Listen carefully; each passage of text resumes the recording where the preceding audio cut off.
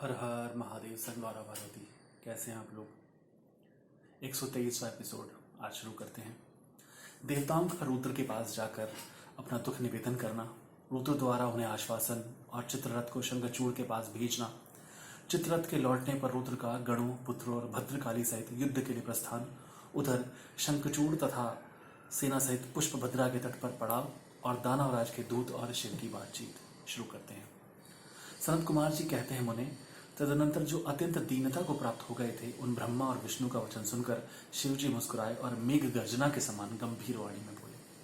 शिव जी ने कहा, हे हरे, हे ब्रह्मण, तुम लोग शंखचूड़ द्वारा उत्पन्न हुए भय को सर्वथा त्याग दो। निसंदेह तुम्हारा कल्याण होगा। मैं शंखचूड़ का सारा वृतांत यथार्थ रूप से जानता हूँ। यह पूर्व जन्म में एक गोपुत्र था जो ऐश्वर्यशाली भगवान श्री कृष्ण का भक्त था। इसका नाम सुदामा था। वही सुदामा राधा जी के शाप से शंखचूड़ नामक दानवराज होकर उत्पन्न हुआ है। यह परम धर्मज्ञ और देवताओं से द्रोह करने वाला है।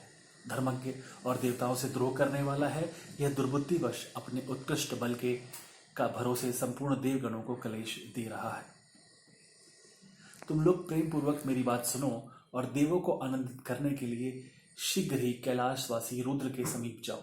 वह रुद्र रूप मेरा ही उत्तम पूर्ण रूप है। मैं ही देव कार्य की सिद्धि के हेतु पृथक स्वरूप धारण करके वहां प्रकट हुआ हूं। मेरा वह रूप ऐश्वर्यशाली तथा परिपूर्णतम है। हरे, इसलिए मैं भक्तों के वशीभूत हो कैलाश पर्वत पर सदा निवास करता हूँ। तदनंतर कैलाश पहुंचकर देवताओं ने भगवान महेश की स्तुति की और अंत में कहा, महेशान, आप तो कृपा के आकार हैं। दीनों का उद्धार करना तो आपका बाना ही है। प्रभु, दानवराज शंखचूड़ का वध करके इंद्र को उसके भय से मुक्त कीजिए और देवों को इस विपत्ति से उबारिए। तब भक्तवत्सल शंभु देवताओं की इस प्रार्थना को सुनकर हंसे और मेघ गर्जन की सी गंभीर वाणी में बोले। श्री शंकर ने कहा, हे हरे, हे ब्राह्मण, हे देवगण, तुम लोग अपने अपने स्थान को लौट जाओ। मैं निश्चय ही सैनिकों सहित शंखचूड़ का वध कर डालूंगा। इसमें तनिक भी संशय नहीं है। सनत कुमार जी कहते हैं, व्यास जी महेश्वर के उस अमृतस्रावी वचन को सुनकर संपूर्ण देवताओं को परम आनंद हुआ। उस समय उन्होंने समझ लिया कि अब दानव शंखचूड़ मरा हुआ ही है। तब महेश्वर के चरणों में प्रणिपात करके विष्णु, वैकुंठ और ब्रह्मा सत्यलोक को चले गए और संपूर्ण देवता भी अपने अपने स्थान को प्रस्थित हुए। उधर उन महारुद्र ने, जो परमेश्वर दुष्टों के लिए काल रूप और सत्पुरुषों की गति है, देवताओं की इच्छा से अपने मन में शंखचूड़ के वध का निश्चय किया। तब उन्होंने प्रसन्नतापूर्वक अपने प्रेमी गंधर्वराज चित्ररथ को दूत बनाकर शीघ्र ही शंखचूड़ के पास भेजा। चित्ररथ ने कहा, शंखचूड़ को बहुत समझाया भी, परंतु उसने बिना युद्ध किए देवताओं को राज्य लौटाना स्वीकार नहीं किया और कहा, मैंने ऐसा दृढ़ निश्चय कर लिया है कि महेश्वर के साथ युद्ध किए बिना ना तो मैं राज्य ही वापस दूंगा और ना अधिकारों को ही लौटाऊंगा। तो कल्याणकर्ता रुद्र के पास लौट जा और मेरी कही हुई बात यथार्थ रूप से उनसे कह दे। वे जैसा उचित समझेंगे वैसा करेंगे। तो व्यर्थ बकवाद मत कर। संत कुमार जी कहते हैं, मुनिश्रेष्ठ, यूँ कहे जाने पर वह शिवदूत पुष्पदंत चित्ररथ अपने स्वामी महेश्वर के पास लौट गया और उसने सारी बातें ठीक ठीक कह दी। तब उस दूत के वचनों को सुनकर देवताओं के स्वामी भगवान शंकर को क्रोध आ गया। उन्होंने अपने वीरभद्र आदि गणों से कहा। रुद्र बोले, हे वीरभद्र, हे नंदन, क्षेत्रपाल, आठों भैरव, मैं आज शीघ्र ही शंखचूड़ का वध करने के निमित्त चलता हूँ। अतः मेरी आज्ञा से मेरे सभी बलशाली गण आयुधों से लैस होकर तैयार हो जाएं और अभी अभी कुमारों स्वामी कार्तिक और गणेश के साथ रण यात्रा करें। भद्रकाली भी अपनी सेना के साथ युद्ध के लिए प्रस्थान करें। संत कुमार जी कहते हैं, मुने, ऐसी आज्ञा देकर शिव जी अपनी सेना के साथ चल पड़े। फिर तो सभी वीरगण हर्षमग्न होकर उनके पीछे पीछे चलने लगे। इसी समय संपूर्ण सेनाओं के अध्यक्ष स्कंद और गणेश भी हर्ष से भरे हुए कवच धारण करके सशस्त्र शिव जी के निकट आ पहुंचे। फिर वीरभद्र, डंडी, महाकाल, सुभद्रक, विशालाक्ष, बाण, पिंगलाक्ष, विकंपन, विरूप, विकृति, मणिभद्र, बाष्कल, कपिल, दीर्घदृष्ट, विकार, ताम्रलोचन, कालंकर, बलिभद्र, कालजिह्व, कुटीचर, बलोन्मत, रणशालाग्य, दुर्जय तथा दुर्गम आदि गणनायक, जो प्रधान प्रधान सेनापति थे, शिव जी के साथ चले। उनके गणों की संख्या करोड़ों करोड़ थी।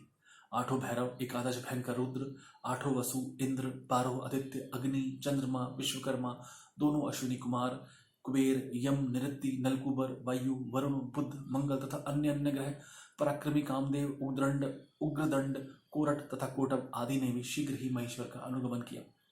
स्वयं महेश्वरी देवी भद्रकाली भी 100 भुजा धारण करके शिव जी के साथ चली। वे उत्तमोत्तम रत्नों से बने हुए विमान पर आरूढ़ थी।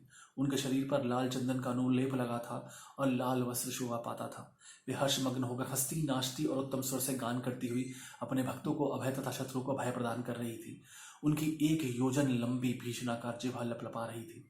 वे अपने हाथों में शंख, चक्र, गदा, पद्म, ढाल, तलवार, धनुष, बाण, 1 योजन विस्तार वाला गहरा गोलाकार खप्पर, गगनचुंबी त्रिशूल, 1 योजन लंबी शक्ति, मुदगर, मुसल, वज्र, खड़ग, तीखा फलक, वैष्णवास्त्र, वारुणास्त्र, वायवास्त्र, नागपाश, नारायणास्त्र, गंधर्वास्त्र, ब्रह्मास्त्र, गरुड़ास्त्र, पर्जन्यास्त्र, पाशुपतास्त्र, जुम्बणास्त्र, पर्वतास्त्र, महान पराक्रमी सूर्यास्त्र, काल, महानल, महेश्वरास्त्र, यमदंडास्त्र, सम्मोहनास्त्र तथा समस्त दिव्य अस्त्र और अन्य सैकड़ों दिव्यास्त्र धारण किए हुए थे। करोड़ों योगिनियां तथा डाकिनियां उनके साथ थी। फिर भूत, प्रेत, पिशाच, कुष्मांड, ब्रह्म राक्षस, वेताल राक्षस, यक्ष और किन्नर आदि से घिरे हुए स्कंद ने पिता के पास आकर उन चंद्रशेखर को प्रणाम किया और उनकी आज्ञा से पार्श्वभाग में स्थित होकर सहायक का स्थान ग्रहण किया। तदनंतर रुद्र रूपधारी शंभु अपनी सारी सेना को एकत्रित करके शंखचूड़ के साथ लोहा लेने के लिए निर्भयतापूर्वक आगे बढ़े और देवताओं का उद्धार करने के लिए चंद्रभागा नदी के तट पर मनोहर वटवृक्ष के नीचे खड़े हो गए। व्यास जी उधर जब शिवदूत चला गया तब प्रतापी शंखचूड़ ने महल के भीतर जाकर तुलसी से वह सारी वार्ता कह सुनाई। शंखचूड़ ने कहा, देवी, शंभु के दूत मुख से रण निमंत्रण सुनकर मैं युद्ध के लिए उद्यत हुआ हूं और उनसे जूझने के लिए मैं निश्चय ही जाऊंगा। तुम इसके लिए मुझे आज्ञा दो। यो कहकर उस ज्ञानी ने अपनी प्रिया को नाना प्रकार से समझाया। वे ब्रह्म मुहूर्त में उठकर प्रातः कृत्य समाप्त किया और पहले नित्य कर्म पूरा करके बहुत सा दान किया। तत्पश्चात अपने पुत्र को संपूर्ण दानवों के राज्य पर अभिषिक्त करके उसे अपनी भार्या, राज्य और सारी संपत्ति प्रदान कर दी। पुनः जब उसकी प्रिया तुलसी रोती हुई उसके रण यात्रा का निषेध करने लगी तब राजा शंखचूड़ ने नाना प्रकार की कथाएं कहकर उसे ढांढस बंधाया। तदनंतर उस समादूत दानवराज ने कवच धारण करके युद्ध करने के लिए उद्यत हो अपने वीर सेनापति को बुलाकर उसे आदेश देते हुए यूं कहा। शंखचूड़ बोला, सेनापति, मेरे सभी वीर जो संपूर्ण कार्यों में कुशल और समर में शोभा पाने योग्य हैं, आज कवच धारण करके युद्ध के लिए प्रस्थान करें। शूरवीर दानवों और दैत्यों की 86 टुकड़ियां तथा बलशाली कंकों की निर्भीक सेनाएं अस्त्र शस्त्र सुसज्जित होकर नगर से बाहर निकले। करोड़ों प्रकार से पराक्रम प्रकट करने वाले जो असुरों के 50 कुल हैं, वे भी देवों के पक्षपाती शंभु से युद्ध करने के लिए प्रस्थित हो। मेरी आज्ञा से धौम्रों के 100 कुल भी कवच से विभूषित हो शंभु के साथ लोहा लेने के लिए शीघ्र ही निकले।